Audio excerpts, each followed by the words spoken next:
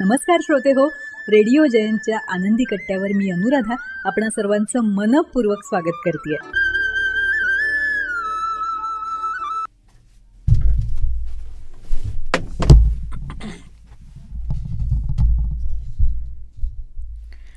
श्रोते हो, प्रार्थनेमध्ये, सकारात्मक विचारांमध्ये एक अमोघ शक्ती असते हे आता शास्त्रानेही मान्य केलंय.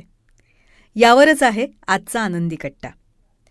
अमेरिकेतल्या काही हॉस्पिटलमध्ये गेल्या काही वर्षांपासून एक मोठा अजब प्रयोग सुरू आहे. तिथे रोग्यांना लवकर आराम मिळावा म्हणून औषधोपचारांच्या जोडीला सामूहिक प्रार्थनासुद्धा केल्या जातात. आणि आश्चर्य म्हणजे काय, हे प्रयोग कमालीचे यशस्वी होत असल्याचा निर्वाळा तिथल्या अनेक प्रसिद्ध डॉक्टरांनी दिलाय. प्रार्थनेमध्ये खरोखरच इतकं दिव्य सामर्थ्य आहे का? प्रार्थनेमुळे असाध्य गोष्टी साध्य होऊ शकतात. अलेक्सिस कॅरिलसारखे शास्त्रज्ञ प्रार्थनेची महती मुक्तकंठाने गातात. प्रार्थनेच्या प्रचंड प्रभावानं आपलं जीवन उजळून टाकणाऱ्या महान व्यक्तींमध्ये महात्मा गांधी, पंडित मदन मोहन मालवीय, ॲप्टन सिंक्लेअर इत्यादींची उदाहरणं प्रसिद्ध आहेत. प्रार्थना हा त्यांचं जीवन उजळून टाकणारा जणू परीस ठरला.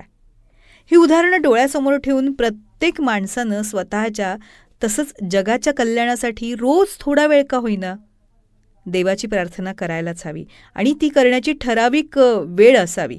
इतकंच नव्हे तर सगळ्यात महत्त्वाचं म्हणजे ती अंतःकरणापासून केलेली असावी. प्रार्थनेमुळे खरोखरच अनेक चमत्कार घडू शकतात.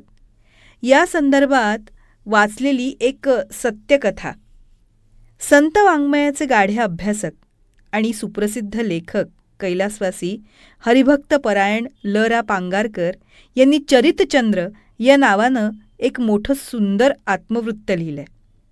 हे पुस्तक अतिशय मनोरंजक आणि वाचनीय आहे. या पुस्तकामध्ये कैलासवासी पांगारकरांनी आपल्या आयुष्यातले कितीतरी विलक्षण प्रसंग प्रसन्न आणि रसाळ भाषेत कथन केलेत. पृष्ठ 17 असाच एक विलक्षण प्रसंग आपल्याला वाचायला मिळतो.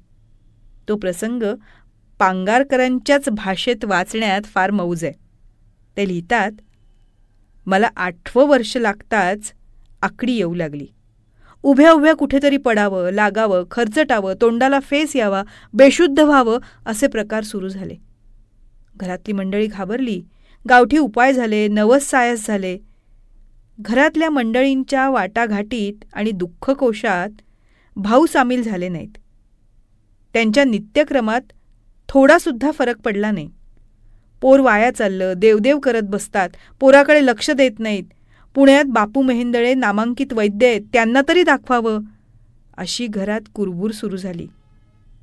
दादा आणि बापू 8 महिन्याच्या अंतरानं वारले. दादांचं मजवर अतिशय प्रेम होतं. मला त्यांचा लळा होता. बाप जन्मताच खाऊन टाकला म्हणून जननी माझा रागराग करी, मला बडवी, मारी. मी तिच्या भयानं दादांच्या मागे जाऊन लपावे आणि दादांनी म्हणावे, राधाबाई, खबरदार बाळाला माराल तर तुमच्या धाकानं पोर वाळेल. एकदा एका दिवसात 3 वेळा जोरदार आकड्या आल्या. आई ताईच्या तोंडचं पाणी पळालं. आई भाऊंवर खूप रागवली, त्यांना वाकडं तिकडं बोलली. भाऊंनी मनात काही योजना केली आणि त्यांनी शेत्याला म्हणजे शेतीचं काम करणाऱ्याला रात्री 10 वाजता दारापुढे गाडी घेऊन यायला सांगितलं. भाऊंनी 2 वाजता उठून स्नानसंध्या पूजा केली. 4-5 वाजता मला गाडीत घालून पुण्याच्या वाटेला लावलं. सर्वांना वाटलं की हे बाळाला घेऊन आता पुण्याला बापू मेहेंदळ्यांना दाखवायला चाललेत. गाडी मैलभर गेल्यानंतर तिथून दुसरा रस्ता आळंदीकडे फुटतो. त्या रस्त्यानं गाडी नेण्यास भाऊंनी गाडीवानास सांगितलं. भाऊंची ज्ञानेश्वर महाराजांवर अत्यंत श्रद्धा. पंढरपूर आणि आळंदी याशिवाय ते बहुधा कुठे गेलेच नाहीत. फक्त एकदा गिरीला गेले होते. गाडी आळंदीला येताच नेहमीच्या क्षेत्रोपाध्यायांकडे आम्ही उतरलो. नैवेद्य, ब्राह्मण, सुवासिनी सांगितल्यावर भाऊंनी मला इंद्रायणीवर नेलं. तिथं दोघांची स्नानं झाली. आम्ही ज्ञानेश्वर महाराजांच्या समाधीपाशी आलो. भाऊंनी पंचामृतांचा पादुकांवर अभिषेक करून पूजा केली. मी त्यांच्यासमोर पादुकांच्या दुसऱ्या बाजूला बसलो होतो. मला त्यांनी फुलं तुळशी वाहायला सांगितलं आणि माझं डोकं आपल्या दोन्ही हातांनी धरून पादुकांवर ठेवलं आणि सद्गतीत अंतःकरणानं श्री ज्ञानेश्वर महाराजांची प्रार्थना केली. देवा तुझा बाळ तू यास सांभाळ, याची न आबाळ काही करी. संसार जंजाळ वारी कृपाळ, दारी करी काळ हा चाकरी.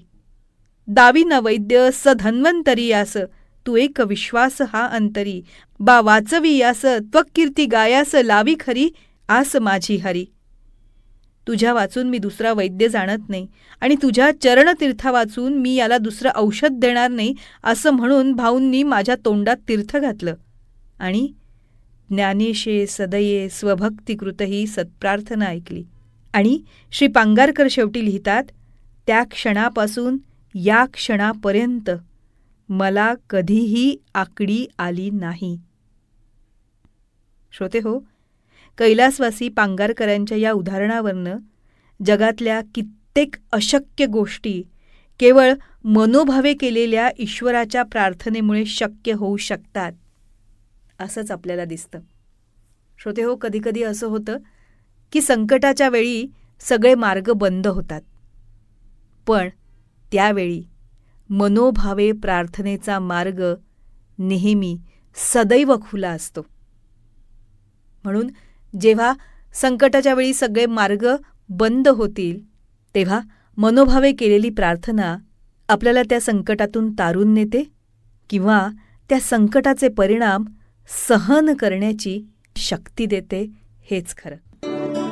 तेव्हा श्रोते हो, हा होता आनंदी कट्ट्यावरचा आजचा सुंदर विचार. तुम्हाला तो कसा वाटला याविषयीची तुमची कमेंट बॉक्समध्ये नक्की लिहा.